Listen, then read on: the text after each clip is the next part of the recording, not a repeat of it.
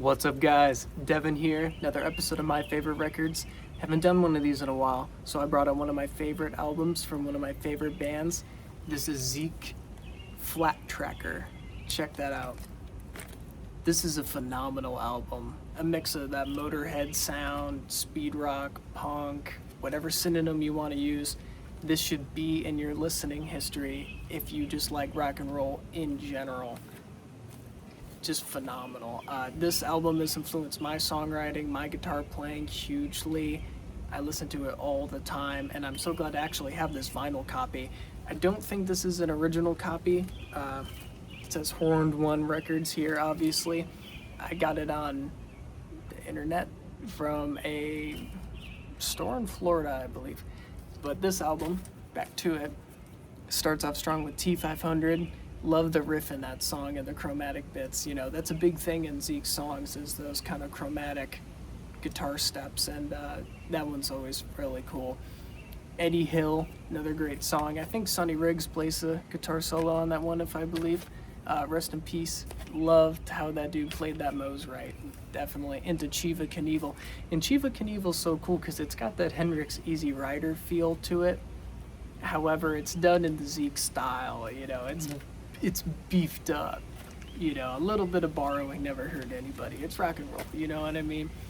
Into Overkill. Again, Motorhead has an Overkill too. This Overkill is different though. Not too Overkill. Okay, bad joke.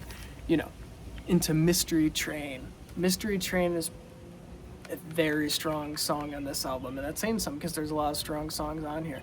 But something about that song, the riff, the verses, the solo, it just is a strong contender on this album, in my opinion. I remember learning that on guitar and really learning all the walk-ups and the little beats and things like that. So epic.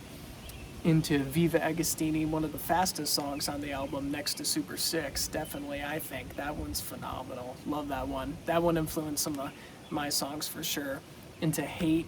Love that one. You know, the riff kind of reminds me of the Dwarves Drugstore. Of course, it's not the same, but reminds me of that. And normally, you know, I do love both bands, you know, Zeke and Dwarves, of course. Just, it has that kind of Dwarves feel a bit to it, a little bit. Into, I probably can't say that out loud here on YouTube, but I love that song. Into, it's misspelled here, Wannin' Fuck. That one's got a really fun riff. Self-explanatory. Fight in the Storeroom. I believe the Storeroom was a venue in Seattle, maybe. There's footage of Zeke playing there early on, and Donnie wasn't playing with them at the time, but that's their flat track, of course. That one's a very strong one on this album. Pretty self-explanatory because it's called Flat Tracker, you know, about flat track racing. Bitch.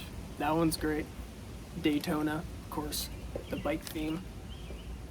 Super 6 and Eliminator. Super 6 is probably one of the fastest ones on the album, but I love that song. I always try playing along to it, but it definitely, your arm is dead afterwards.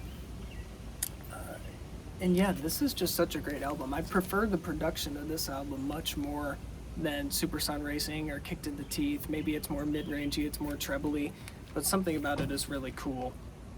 I definitely prefer this mix to certain tracks I prefer this mix to the later Relapse reissue, definitely.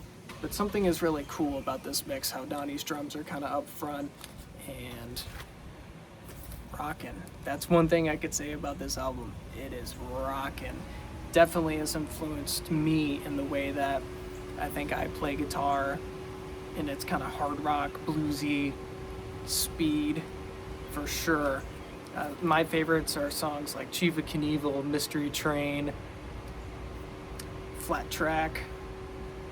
I love that instrumental too, Eliminator. That's a great track as well. So yeah, go check out Zeke's Flat Tracker. Peace.